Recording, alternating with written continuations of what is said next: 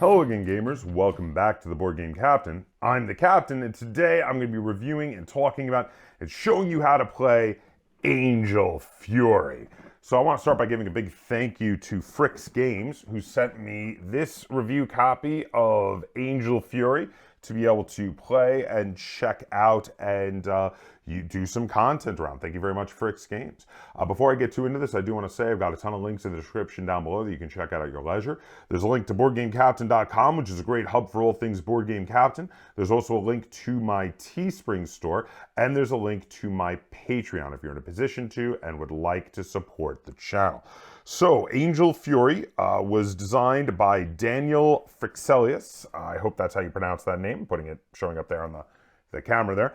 Now, this is a 1 to 4 player game for ages 14 and up and listed as 1 hour. So I want to start here with this. So first off, let's go with the 1 to 4 players. Now, there is a solo version. I have not tried it, so I'm not going to speak to its viability as a solo game, but there's an AI deck, and you can play as the angels fighting against a swarm of demons and try to fight them off.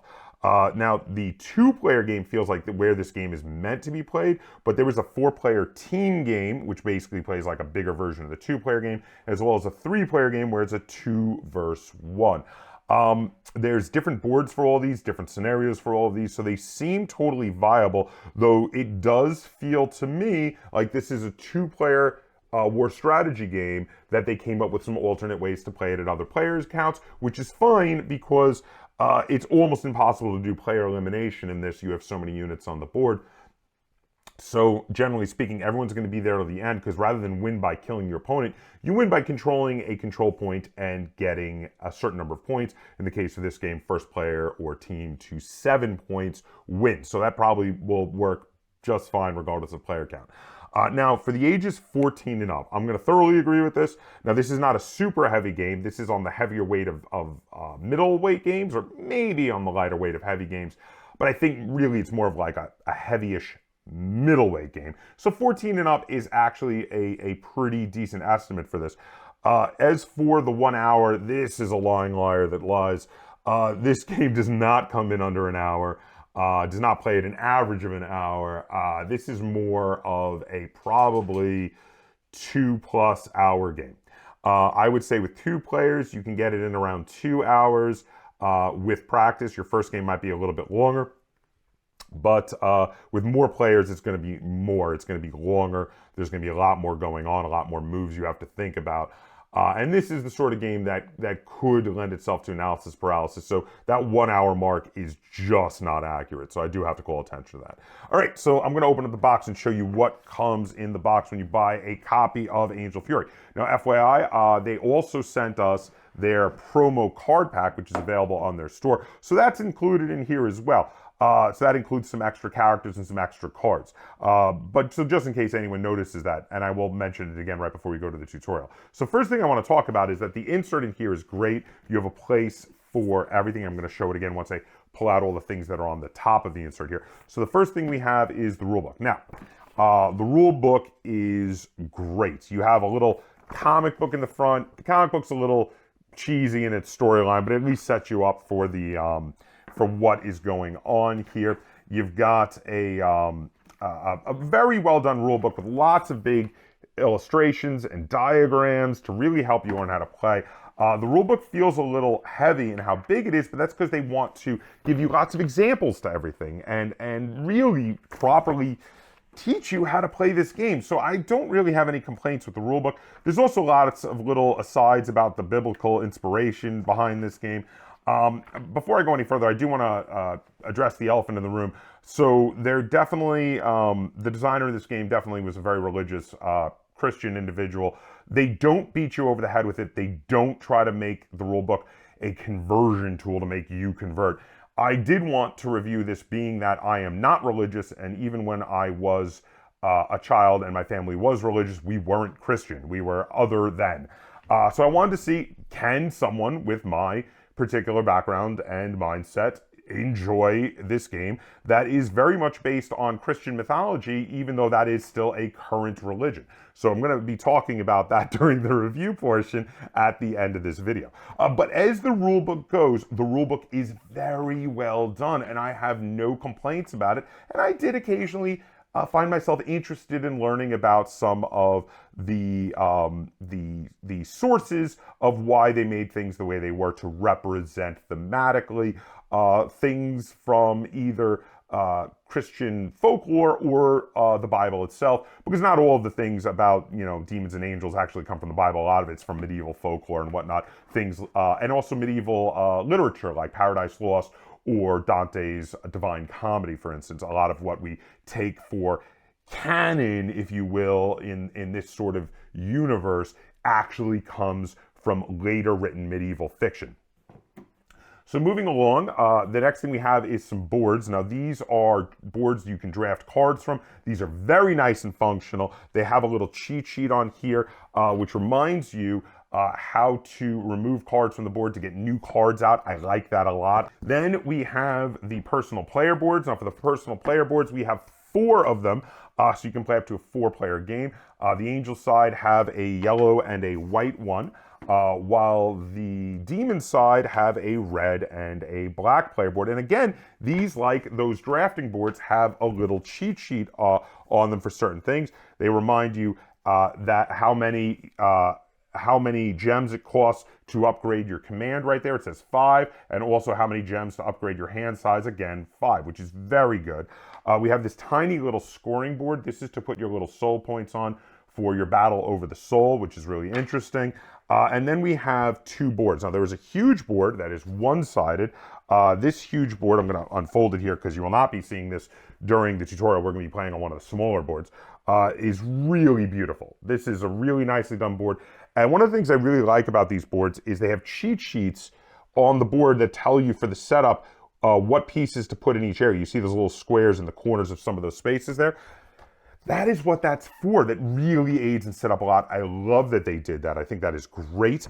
The other board is a smaller board that is 2-sided. So there's a total of 3 boards in here because you have one side that is used for a 2-player game, and the other side, I believe, is used for the 3-player game or possibly the solo game. Again, there's 3 different boards. The big board is definitely used for the 4-player game. I've mainly been playing this game at 2 players, which is where I feel like the game is really intended to be played. Everything else is kind of icing on the cake. Now, I do want to show this. I'm going to lift this up here. So all that stuff held in the cards and whatnot, and the miniatures. But as you can see, this is a great insert. This insert is fantastic. There's a place for everything. So you've got a bunch of custom dice in here. The custom dice are very clear. You can see what the symbols are on them. There are white and black dice. The only difference between the white and black dice is the black dice have axes versus the white dice having swords, but both of them then also have blank sides and these circles on them, which are usable for certain types of actions. Certain cards allow you to use the circles. Generally speaking, in normal circumstances, the circle is the same thing as a blank side. The miniatures are gorgeous. I'm going to show a few of them up here. This is the miniature for the Archdemon, and this is a miniature for the Archangel. The detail on these guys is just fantastic. Each side also gets 2 seraphs or tormentors, depending on whether you're playing angels or demons. This is the angel seraph, and this is a demon's tormentor. Now these guys, again, really great. And then you've got a ton of minis, which you're going to see out in various poses of demons and angels. Now in the case of the demons and the angels, they're small, so the detail's not quite as good. Let me pull 1 or 2 out of each to show you. But the variety in poses is really appreciated, so they don't all look alike. There does look like there's some variety on the board. That's a demon there. And now I'm going to pull out one of the angels here to show you. But yeah, overall, I am a big fan of the minis. I think the minis look great. I'm a big fan of the insert. Now, my favorite minis in the game are not the pieces. My favorite minis in the game are the minis for the resource tiles. The resource tiles look gorgeous. So they have these things. There's 2 kinds of resource tiles. They are living water fountains. Here's one here. As you can see, it's 2-tone. You have the water is in blue, and then the dirt is in brown, which is great. And then there are crystal mountains, I believe they're called. Again, 2-tone, look absolutely amazing. These are my favorite minis in the game.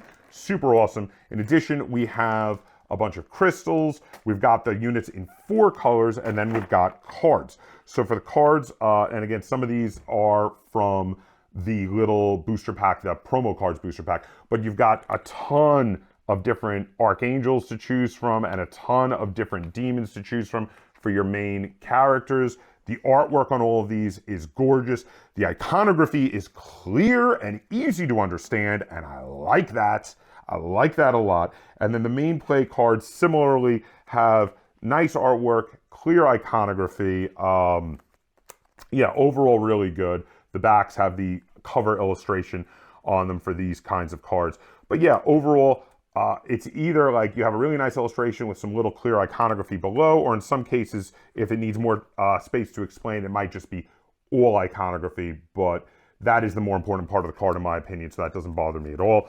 But overall, the cards are nice, smooth finish. They feel fairly durable and thick. Not as much to rave about with the cards as there is with the minis. The artwork is nice, but they're not like, you know, linen finish or anything super amazing. The minis, I think, are my favorite thing to rave about production-wise for this game. All right, so that's everything that comes in the box. So now I'm going to take you over to the table, and we're going to run you through a few turns, a few rounds of this game, if you will, to show you how it plays. And then we're going to come back, and we're going to talk about how this game plays and feels, and I'm going to rate it and review it. Okay, so here we are set up to play a 2-player game of Angel Fury. So in order to set up, you have to put the main board out on the table. Now there are 3 boards. This board is double-sided, and there's another board. We are playing with the basic 2-player scenario. If you're playing with the 4-player scenario, you use the other board. There is also a solo scenario, and there are lots of options. Now, for setting up your units on the board, there is a diagram in the book, and there's also little symbols shown on the bottom corners of some of the spaces, which show you which side and what pieces to put here based on the shape of the bases. So here, for instance, that is the Archangel and 3 normal angels. The board also has spaces that are specifically designated to be the thrones. Those are spaces you can always summon units on as long as your opponent does not control them. There is a space also designated as the human soul that you are all fighting over, which is over here. I start with control of it, but you can see there is a soul under there. There are also spaces that are specifically marked to put crystal mountains and living water fountains on, and we have done all of that and are fully set up there. You also need to place out the dice that you're going to need. Everybody selects a character to play. There is a deck of angel characters and a deck of demon characters that you can play as your archangel or archdemon. While a miniature is on the board, they give you a ton of abilities and things you can do. They also allow you to substitute in certain cards for certain effects, and also tell you certain resources they give you on every turn. For setting up the rest of your player board, you have to start with a token on the starting hit points of the particular angel or demon you are using, as well as starting on a hand size of 4, and start with 3 command in your unused area. You can increase your hand size and the number of commands you have through the game. You have starting cards you take out and throw in the lost pile. You get rid of any cards that your angel or demon card says that you are to get rid of to put in their specific cards. For instance, my angel Jophiel has 3 cards he gets rid of and 3 specific cards that I shuffle into my deck and place them on my personal board. You have the upgrade cards that you can buy for your deck, or in some cases buy to give permanent upgrades to your seraphs or tormentors, depending on whether you're playing an angel or a demon. You shuffle that up, place that on the board over here, and place out a market of 4 cards that you can start being able to purchase. That's basically it. You've got all your tokens next to the board, you've got your extra pieces next to the board, and you're ready to go. Also, your starting angel and demon tells you how many crystals and reinforcements you start with. Mine allowed me to have 2 crystals and 2 angels. Mine starts with 1 crystal and 1 demon. Now, the demon player always goes first. So we're just going to run you through a few rounds of this to show you how this game plays. Now, before we start the first round, we draw a hand of 4 cards each, and then we are ready to go. Lynn, so why don't you start us off for your first turn? I am going to play a tactic card. Now, tactic cards you can only play one tactic per turn. There's no cost to playing cards, and you can play any number of cards per turn. The only limits being that tactic cards can only be played one per turn, and battle cards can only be played during a battle and are the only cards you can play during a battle. And also, battle cards are the only cards you can play on your opponent's turn. So what is the tactic card you're playing? It is Dark Portal. Why don't you put it out over here so we can focus in on it and we can see what it does. So what does Dark Portal do? I spend one command to move one troop to any friendly or empty area on the board except altars. Oh, wow. So you could take control of one of like the Crystal Mountains or the... That's what I was thinking. So I'm going to take these two guys. Okay. And I'm going to move them up here. Taking control. Take that. Now, you did have to use one command to do that. Is that correct? Yes. All right, so now in taking that, Lynn immediately gains a crystal because that is a crystal mountain. As soon as you take any of the resource spaces, you immediately gain one of the appropriate resource. Now, for commands, those are what you use to do movements, including special movements from a card like Lynn just did. So Lynn has 3 possible commands and therefore 3 possible movements she can do on her turn, though again, that can be upgraded. I'm going to use a command token to move these guys up here. So you're going to gain control of the living water fountain, which means you are also going to gain 1 reinforcement from the supply. So Lynn gets an extra demon that she could possibly play as a reinforcement or use as a resource, because actually both crystals and those demons on the side can be used as resources to buy cards from the market as well. I'm going to spend 1 crystal and 2 demons to buy gather crystals. Okay, so now you're taking that card directly to your hand? Yes. So in which case, what card are you getting rid of to replace that with? I'm going to get rid of New Ideas. So now, when you are purchasing cards, there are 3 ways to purchase cards. You can purchase a card to your hand and replace another basic card in your hand, which is what Lynn just did. You can purchase a level 2 card. This can only be done to replace a level 1 card of the same name that is already in your hand. Or, the third way, is to buy a level 2 card and place it in your reserved area next to your board, your player board over here. In which case, when you draw the level 1 of that card, you can immediately put it in the lost pile and immediately put that level 2 into your hand. Then I'm going to play a New Ideas and get rid of Heal 2. Okay, now New Ideas allows you to remove 1 to 4 cards from your board and replace them immediately. Lynn just wanted to get rid of one thing she was not a fan of. I don't have the first one. So I'm going to use my last command for these guys to attack those guys. So all 9 of your demons are invading the area with the human soul. Now I only have 6 angels there to defend, which means I get 6 of my dice to roll. In the case of a normal roll, I'm just looking for swords. Circles and blanks do nothing.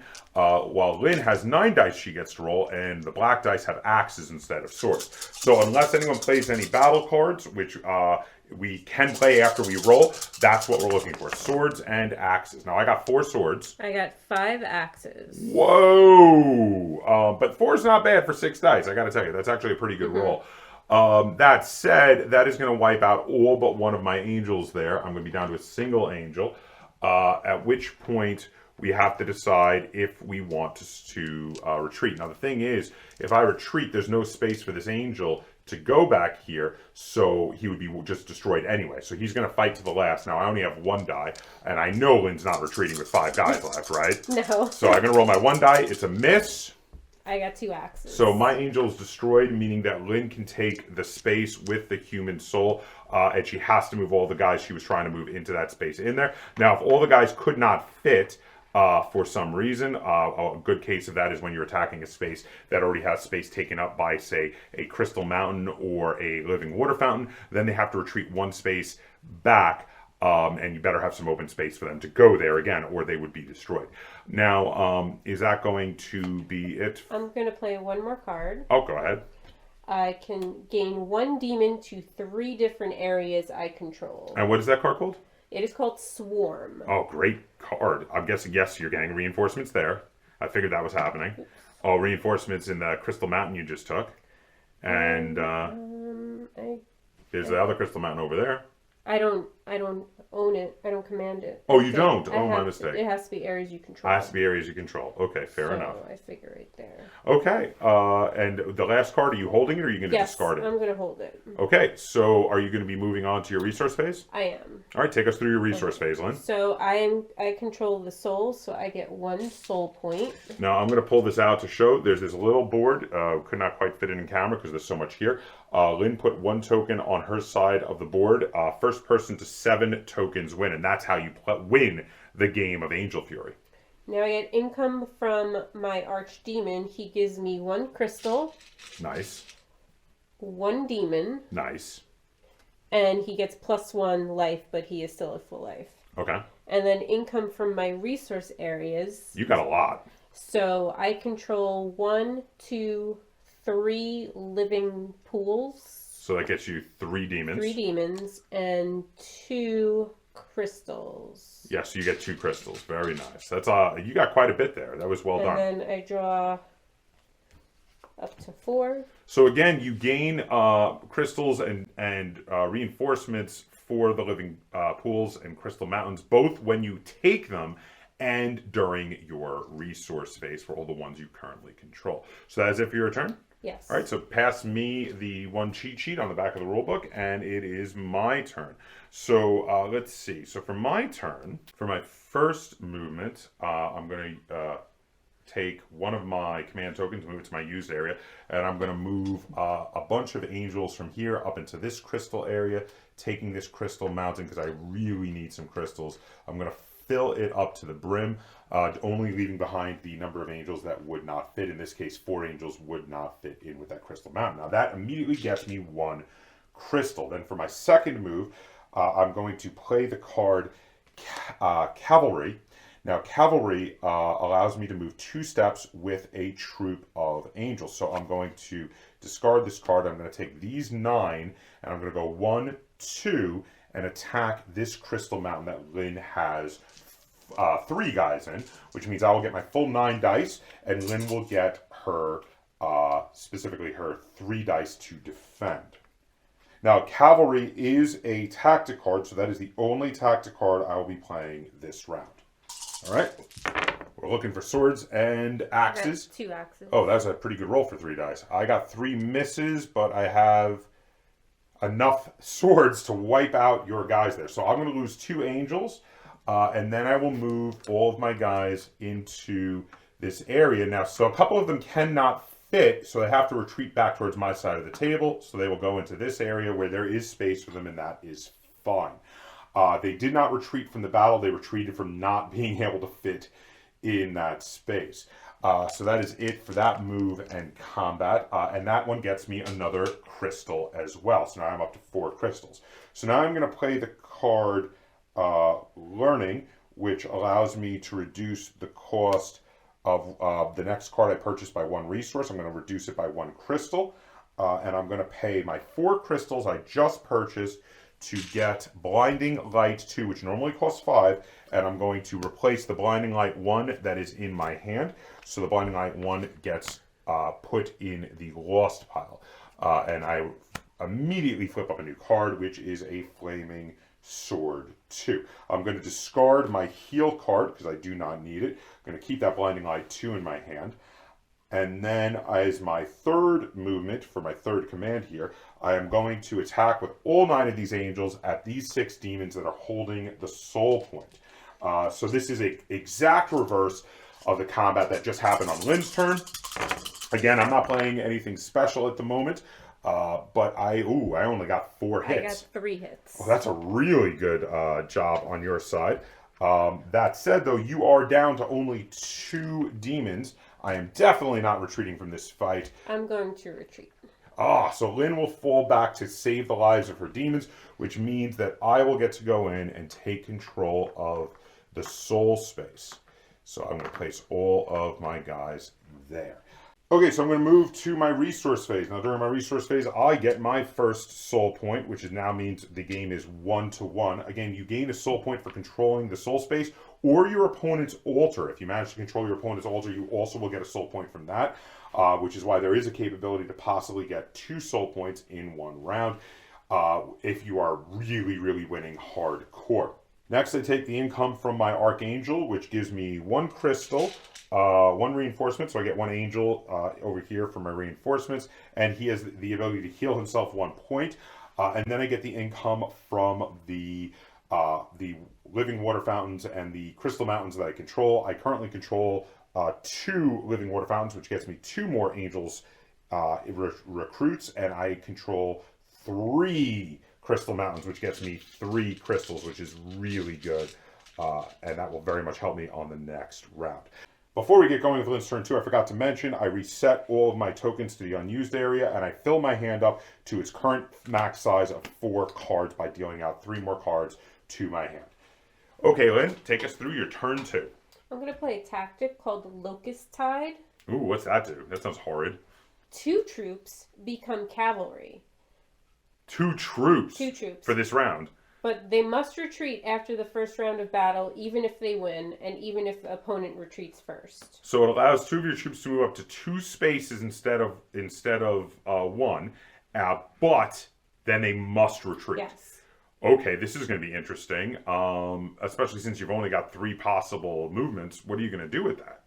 Well, first, they're going to move here and then attack there. Oh, wow, that's a lot. So you have 9 guys coming in at my 5. So I'm going to get 5 dice.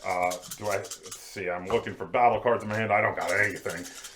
Let's see what we got. I got 3 swords. I had 3 axes. All right, well, I'm going to lose 3 angels. Now, do you only get the one round of combat? Yes, it says they must retreat after the first round. So since you have to retreat, you go back to the space you entered the combat from, since this is a combat retreat, which means they're retreating to the area in the middle of the board, which is actually not a bad thing for you, is it? Kind of makes you more useful over there. All right, so that was your first command. Now you have 1 more that can get cavalry if you choose. What are you doing next? I'm going to play the resource card to gain 1 crystal or 1 demon, and I'm going to use it to gain a crystal. I'm going to spend 5 command counters to get 1 extra command counter. Now that goes in your use space, and in the future, Lynn will now have 4 commands she can do in a round. Lynn has been struggling this round with not having enough commands, but in the future, that will not be as much of a problem.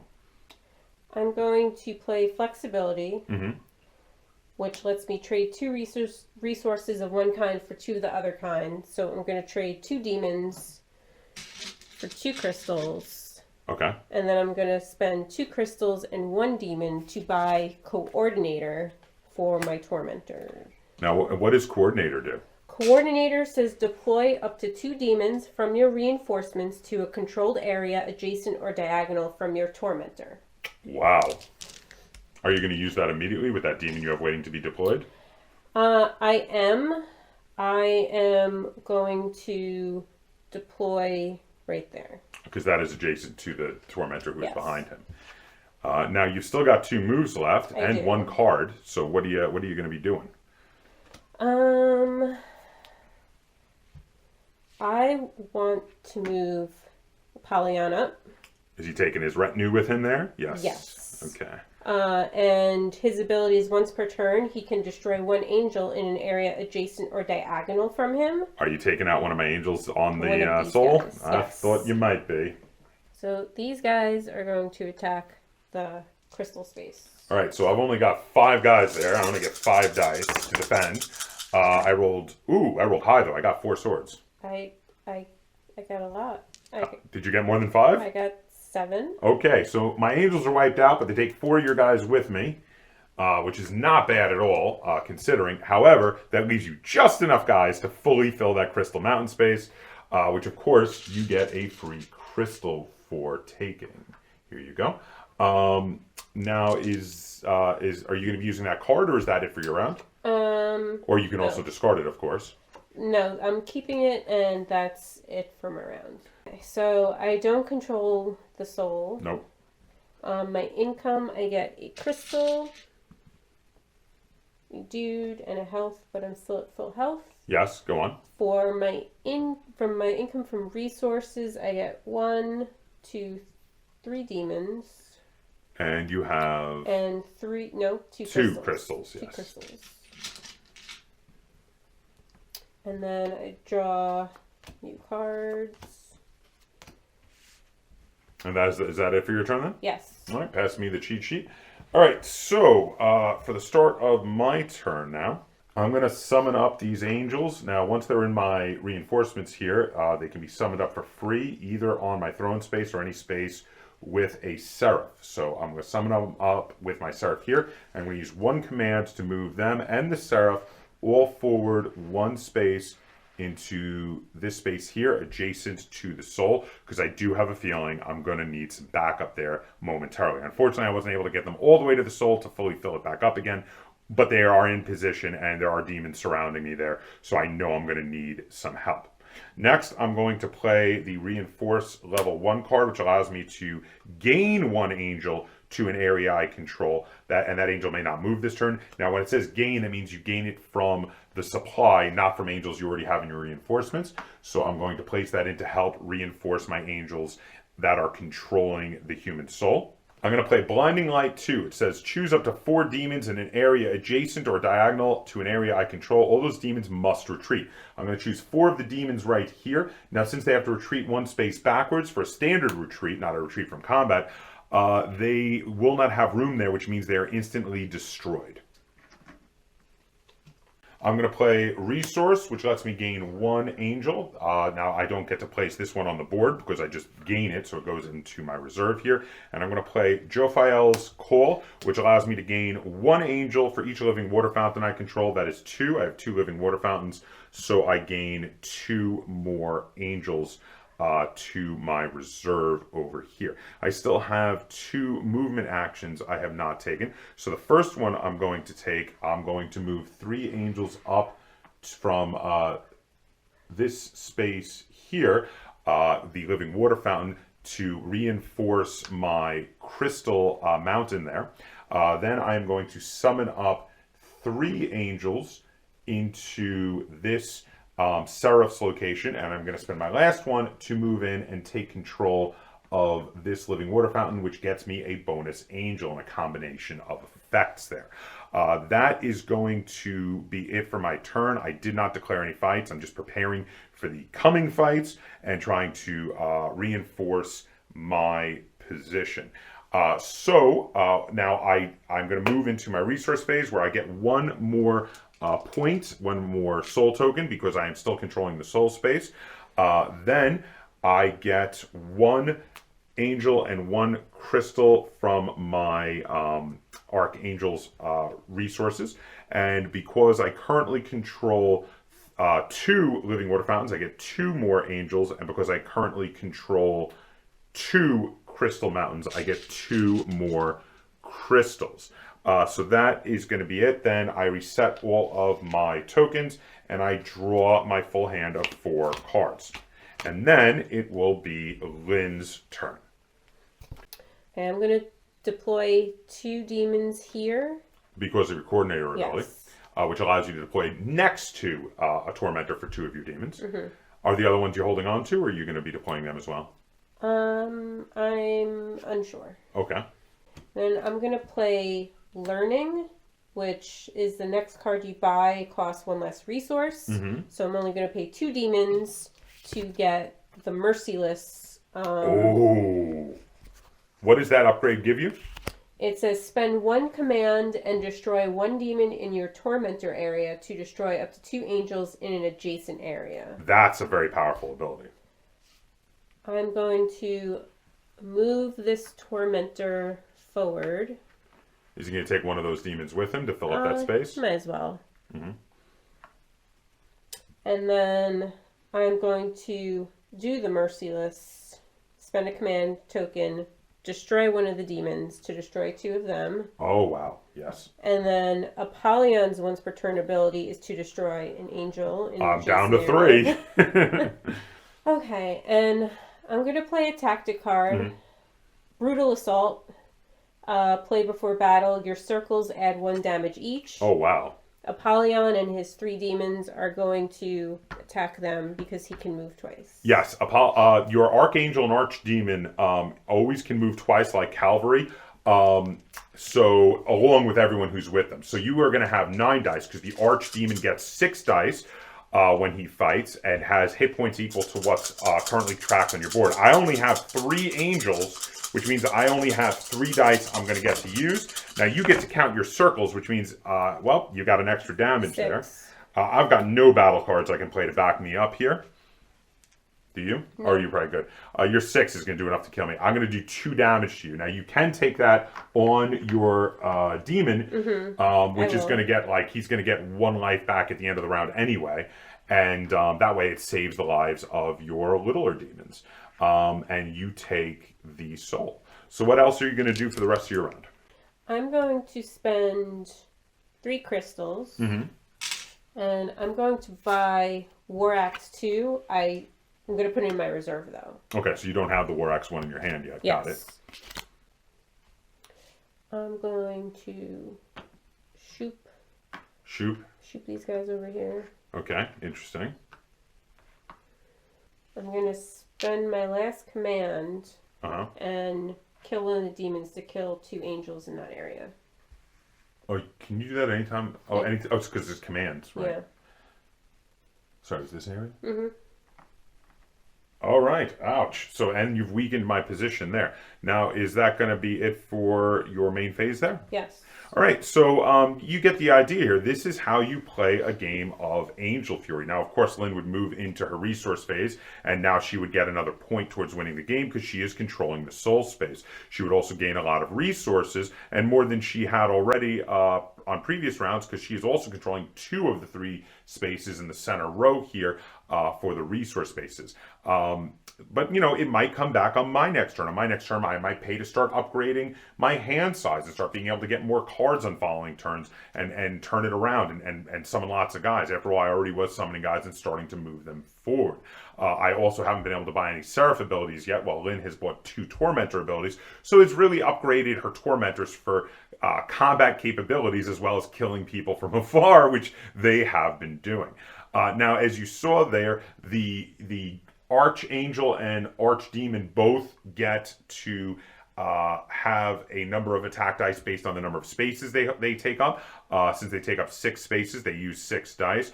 When Seraph or Tormentor gets in battle, they use 4 dice. And for their life, they get a shield, which allows them to reduce the damage each time a combat happens by 1, or by any other source by 1.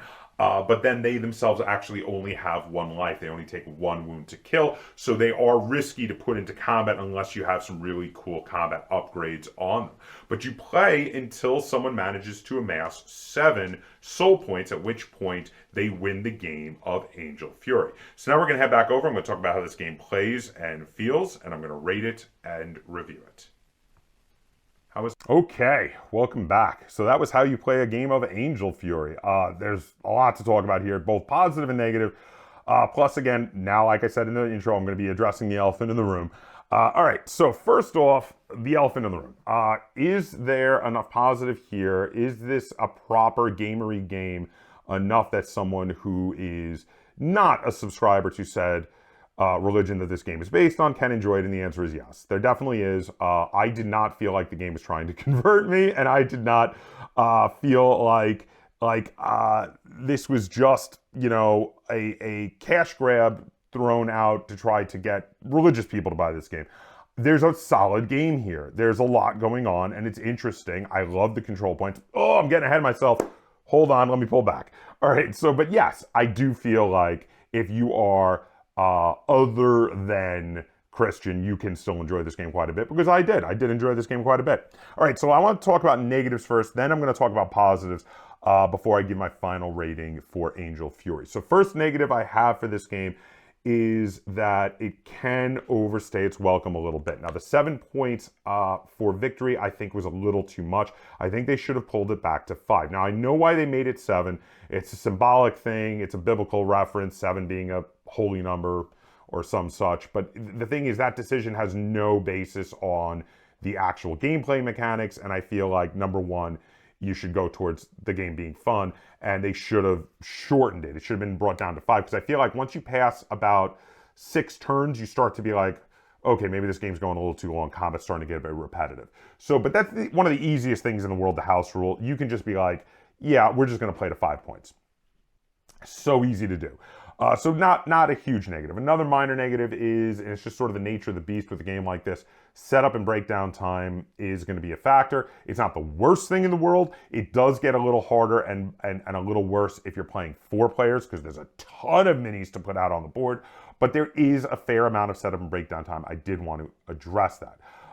One more negative I want to talk about with this game. So this game is obviously like a intro level war strategy game, and they could have made it any sort of theme. They could have done like a standard fantasy humans versus orcs theme or something like that, but they went with this interesting kind of medieval religious theme of angels and demons, the way they were depicted in the Middle Ages. And I kind of dig that they did something different.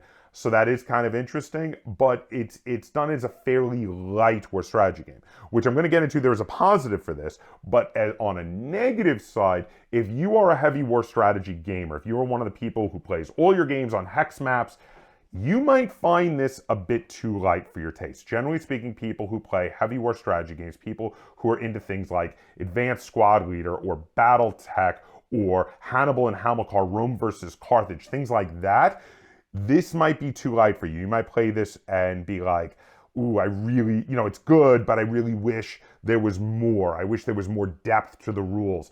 That said, this will lead into a positive in a minute. Now, before I get to my positives, I have one thing that I don't know how I feel about.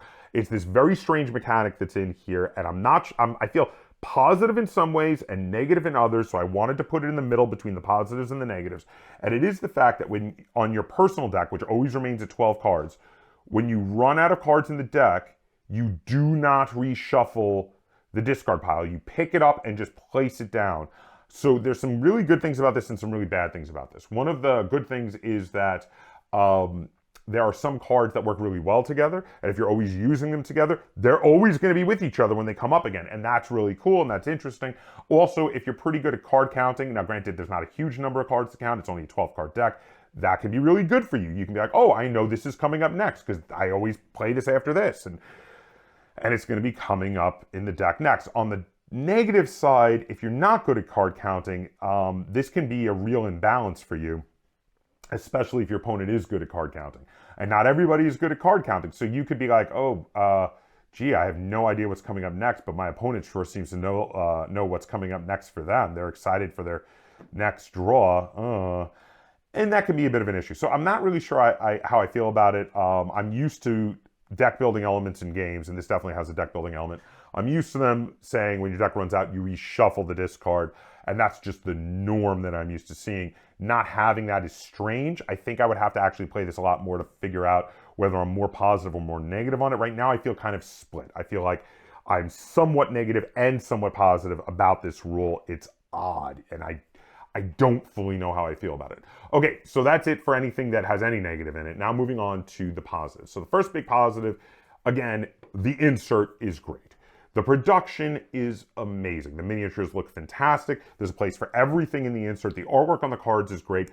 I would have liked linen finished cards. Everything else feels like it's on the level of linen finished cards, but I guess they have to save on cost somewhere with such a big game that's gonna be very expensive.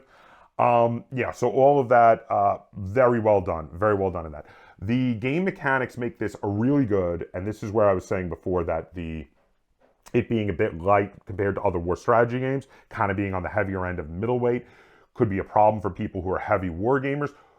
But here's where you get a positive. This is like an intro level war strategy game of that type. So the thing is, if you play games with people that don't, that are intimidated by war strategy games, and you want to help them take baby steps up to that, this is a good game for that, because being a middleweight game, you could introduce this to people who are not into those heavier war strategy games, and then from this graduate them on to a heavier game if they enjoy this.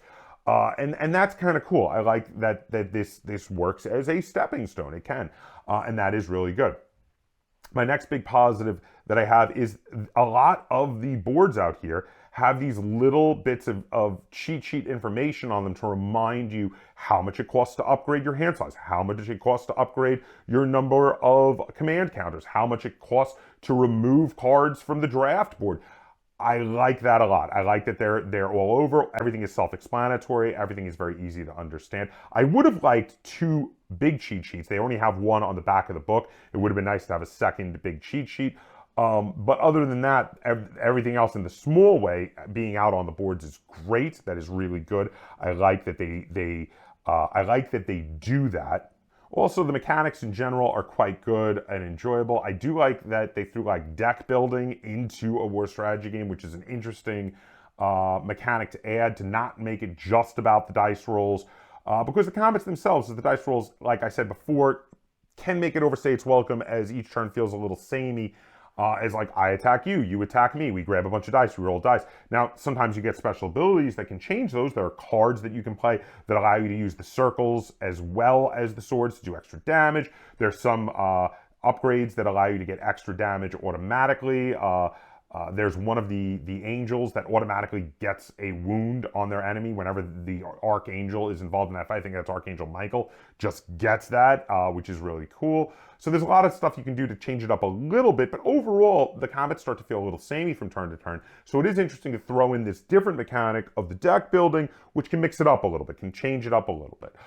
So overall, yeah, I am more positive than negative on this game. I think this game is quite good.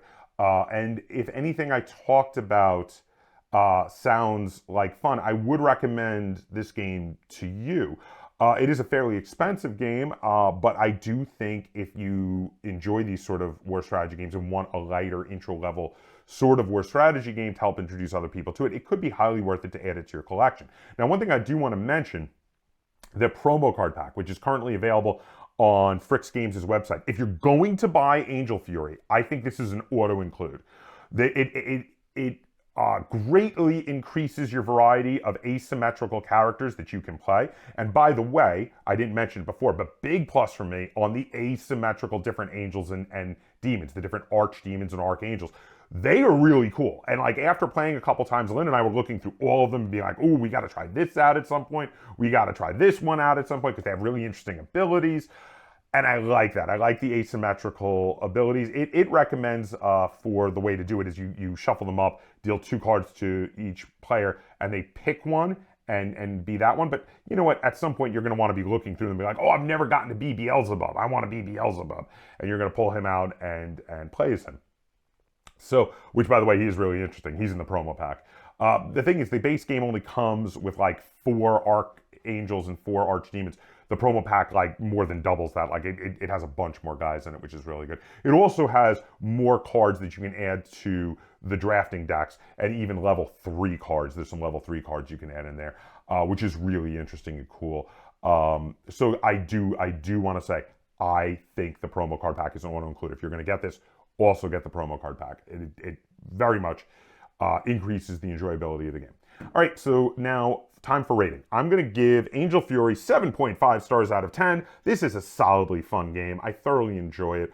Now, I also, even more than how much I enjoy it, I respect it as a stepping stone, as a way to introduce people to war strategy games. You have a friend who maybe wants to try some war strategy games, but is intimidated by the heavier, like big rules heavy kind of games and wants to start a little easier. This is an easier game to introduce somebody to war strategy games. Also having a very unique theme actually wound up being more of a positive for me than a negative. I was initially a little wary because I was worried that it was going to be too heavy-handed with the religious nature of it, but it's really not. And actually, I wound up finding it refreshing to have not just a standard fantasy war strategy game here, which they could have done and everybody always does. Everybody's just like, oh, we're going to have orcs and trolls and ogres over here. And on your side, you're going to have humans and elves and dwarves. And they didn't do that. They resisted that and actually wound up finding it, like I said, a bit refreshing. There you have it. Comment down below what you thought of Angel Fury if you've gotten to try it out. Also, let me know if you like the name. I'm a little confused, a little indecisive. I think the name is okay, but I think they could have gone for maybe a better, more dynamic name than Angel Fury. It maybe sounds a little too generic for me. Let me know what your thoughts are on it down below, because I'm not really sure I dislike it. I feel like there maybe could have been a more dynamic name to this game. But you guys let me know in the comments down below. Also, let me know if you happen to back it on Kickstarter. I know this was a big Kickstarter game, and with all the minis, this definitely is the sort of game that always does well on Kickstarter. And if you enjoyed this review and tutorial and you'd like to see me do more like it, be sure to give it a like, share it on all forms of social media, and if you haven't already, please subscribe to the Board Game Captain. That's Captain spelled with a K on YouTube. And until next time, game on.